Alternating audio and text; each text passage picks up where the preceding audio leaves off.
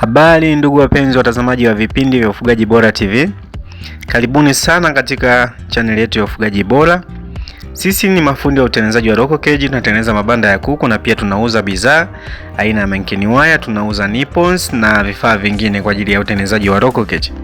Wewe mteja wetu ambaye unaamua kutengeneza cage wewe mwenyewe, basi bidhaa hizi zipo ofisini kwetu. Utatengenezea cage yako itakuwa kama namna hii. Yaani hii ukiitia kwenye banda, kwanza inapendezesha, pili inakaa kwa muda mrefu sana, na tatu hii haiumizi miguu ya kuku. Yaani hii sio kama zile mankini wire za chuma, hii ni full plastic. Kwa hiyo hata kuku wakiwa wanakanyaga wanakuwa wako comfortable.